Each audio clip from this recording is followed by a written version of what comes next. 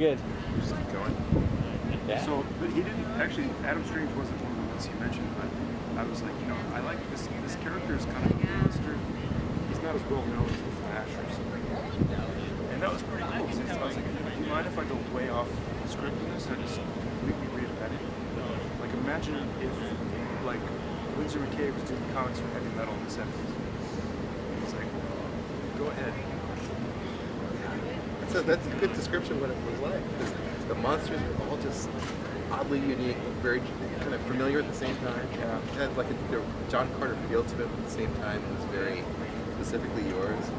One of the things I pulled out in this review was like, it felt like it was channeling Infantino and his Adam Strange in some ways, but filtered through you. Yes. Almost like a really good remake of a classic song. I think if you try to like deliberately cover something, it oftentimes feels very fake, right? So I just thought, like, rather than do Infantino, like, trying to come up with all the stuff that I love, it doesn't even necessarily have anything to do with Adam Strange. It's more like, oh, I love Wars copyright really well. It doesn't at all. serials, things like that. You know, I love Lindsay McKay, and I love Mobius. You know, just trying to throw all these things together.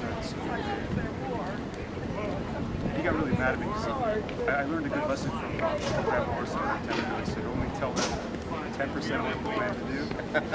And it turned out so late they can't change it. So about halfway through that, he's like, okay, you have to get Adam Strange back in the story. But people don't realize, like, halfway through that, it was designed so there's an oasis in the middle of the book. There's a bit where his girlfriend goes to like a watering hole. The only action of the whole thing is she takes a piece of fruit and cuts it in half. Right. And that's when the story changes. I remember that page really well, and loving it too. It really was a series. And Peter Larubia and Laverne did a great job. Sand painting style. Did you work on larger art boards for that? They're huge. They're big. They're like maybe 38 by 24. Wow. They're like the size of Hal Foster's versions. Wow. Where do you even buy those like that? I just YouTube. You can get it, but I would get two boards and put them together. So the originals are actually Allred did the same thing. Surprisingly, Pete and I didn't discuss it. His metamorphos are beautiful. They're huge though. I'd love to see those. Great. He had a bunch of them. TCAF a couple weeks when we did the promotion for the original Wednesday comics. He had a bunch of them. They're just staggering. You love comics in general. I do, yeah. You're not just living in your own world, but you're really reading your work too. Absolutely. I just think that's very cool. I know a lot of people try to kind of cut themselves off in some way, fear of taking out works or attitudes about things, but you've been doing this long enough, though, I imagine. Yeah, man, I think it's important to have your mastermind. You know, like I haven't seen Frank Miller in a while, but he's been a very strong sounding board and big brother to me. Same with Jeff Smith, Steve Bissett. I mean, you know, there's a few people you can count on. Like, hey, I got this question about this or that. You know, when I was younger, like I was in contact with like Steve Ditko and Alex Toth. These guys actually bothered to write back and correspond. They were very supportive, so that was very encouraging. It's good to give back. Yeah, Good to give back. I feel like you're part of the whole continuum in a way. I guess if I'm like mid-career now, quote unquote, I'm 42. You know, I guess it's probably mid-career, but 20-something years in this. There's younger artists I talk to and help if I can. Sometimes hire to work on stuff. So yeah, It's exciting. It's nice to feel you're mid-career too, and you're doing a lot of work that now what you want to do. Yeah. We're all very excited about that. Like, get the voice. Like once you get the voice down, then you can speak. it's interesting from the outside because you in particular are one of the artists who always had his own voice, and maybe just because your line is so different from many people's. Yeah, maybe. It's just instinct, like I feel like this is the one thing that I love more than anything. And because when I was young, I think to yourself, what's the one thing I would do, whether I made any money or not? And I realized it was comics. It wasn't academics, it wasn't bartending, it wasn't traveling. Not even storytelling, it was just comics. You think of it as distinct from each other, storytelling storytelling for comics. But that's the other thing, is like your pages with your line work really have a way of moving the eye through the page. It really adds you have a unique storytelling sense of it. Darn hell. We got things to do! Out of here!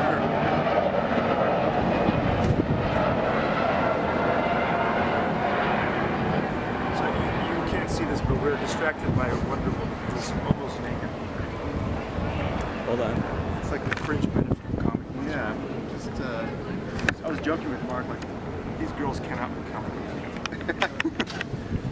I think they're exhibitionists. well, yeah, there's a bit of that too. But it's surprising actually how many women are reading comics these days. It's great. More and more all the time. Yeah, I think so. Especially now, like with Battling Boy, moving into more of a category of like the young adult fiction. Like, you know, we went to Library Association in Chicago a couple weeks ago, and now I'm meeting all these librarians and distributors and people not necessarily in like the world of comics as we know it, the convention thing, and then store signings. Someone said something really interesting. They're like, you know, there aren't, like, we really like graphic novels, we like comics, but there aren't a lot of things that kind of fall into that Venn diagram. You can sell them alongside like Lord of the Rings or, you know, whatever the kids are reading. And everyone always mentions Bulletin because that's like the one always crossover. Right. And it looks like people are starting to see Battling Boy as something like that, where a kid, you know, I can read as an adult, we can read Lord of the Rings and the character of Aragorn or Legolas or whoever. But then also it's okay for kids to read it, you know, like it doesn't give anything to them that is inappropriate, but it also is kind of serious. So Respectful of the age of the reader. respectful of the age, and also it doesn't like pull punches, because like we had that panel this morning for young adults, and like the different authors up there, Faith Hicks, myself, Hope Larson, some other people. And it's like the main thing I was thinking is like the two types of stories you can tell for the young audience is a story with a character that's their own age they identify with, or a story that gives them a sense of who they might be when they grow up. Because they're looking out for role models, like, oh, what is a hero, what is a villain, right? It's like the main thing is like tell the truth. So And when I think of the books I read when I was that age, they have I read Lord of the Rings, for example. You don't get more evil or really complicated than that. complicated. Yeah, But I was exactly. willing to make the jump to the complicated world. It was fascinating to me. Honestly, that's why I like Marvel Comics at the time too, because there's this large fictional world with these very interesting, complex people. Yeah, very conflicted, uncertain of their power, uncertain of their responsibility. Right. Yeah, that stuff is really great, especially like with the way the world is now. Like, we have to like bear the weight of the cynicism of like crummy. Before there's war going on all the time, like bad economy, all this type of stuff. I think kids are aware of that, even though like they might not know how to process it or verbalize it. You know, and then also it's like there's so much media. Like, you get on YouTube or accidentally click on a porn site or whatever that is. And suddenly it's like kids being exposed to stuff that is not really for them. Right? So it's like that's the exciting thing about writing for younger audiences. Knowing that the book is going to be self-contained. Hopefully I'm getting lots of things. They really don't know costumes. They don't know what Kirby is. Joseph Campbell. Get into like that kind of primary hero story.